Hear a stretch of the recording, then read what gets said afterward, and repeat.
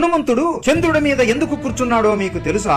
రామసేతుని నిర్మించే సమయంలో రాత్రి అవుతుంది. రాముడు వానరులతో కలిసి ఇక్కడే పనుకుందాం అని అనుకుంటాడు. కానీ హనుమంతుడు నా ప్రభువు నేల మీద ఎలా పడుకుంటాడు అని ఆయన చేతులతో ఒక చిన్న ఇల్లుని నిర్మించడం మొదలు పెడతాడు. అలా చేస్తున్నప్పుడు లక్ష్మణుడు అక్కడికి వచ్చి, హనుమా, నా అన్నకి సేవలు చేసుకునే బాధ్యత నాది, నీది కాదు.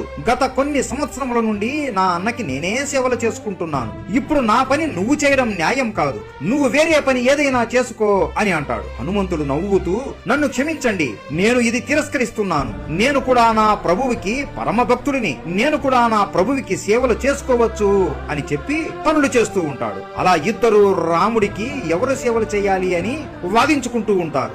ఇద్దరికి రాముడి మీద ప్రేమ ఎక్కువ ఉంది. కానీ ఇద్దరి మధ్య గొడవ పెద్దది అవుతుందేమో అనుకుని రాముడు అక్కడికి వస్తాడు. హనుమా, ఈ పనిని లక్ష్మణుడిని చెయ్యనివ్వు, నీకు దీనికన్నా ఇంకా గొప్ప కార్యాన్ని అప్పజెప్పుతున్నాను అని అంటాడు. హనుమంతుడు, సరే స్వామి, ఏంటో అది చెప్పండి అని అంటాడు. నువ్వు ప్రతిరోజు రాత్రి మొత్తం వానరసేనని అలాగే నన్ను చూస్తూ కాపలాగా ఉండు, ఎవ్వరిని మా దగ్గరికి రానివ్వకు అని చెబుతాడు. హనుమంతుడు, సరే స్వామి, మీ ఆజ్ఞ అని ఒక పెద్ద పొడవాటి చెట్టు మీదకి ఎక్కుతాడు. అక్కడ నుండి చూస్తుంటే మొత్తం వానరసేన అస్సలు కనబడదు. సరే అని ఒక పెద్ద కొండ మీదకి వెళ్లి చూస్తాడు. అక్కడ నుండి కూడా మొత్తం వానరసేన కనపడదు. ఇప్పుడు ఎలా బా అని అటు ఇటు చూసి పైకి చూస్తాడు. ఆకాశంలో ఉన్న చంద్రుడిని చూసి, ఆహా, ఇది ఏదో చాలా బాగా మెరుస్తుంది, దీనిపైన కూర్చుంటే మొత్తం వానరసేన కనబడుతుంది అని గాలిలోకి ఎగిరి చంద్రుడి మీద కూర్చుని మొత్తం వానరసేనను మరియు రామ లక్ష్మణులను చూస్తూ రాత్రంతా కాపలా కాస్తూ ఉంటాడు. ఇలా ప్రతి రోజు హనుమంతుడు నిద్రపోకుండా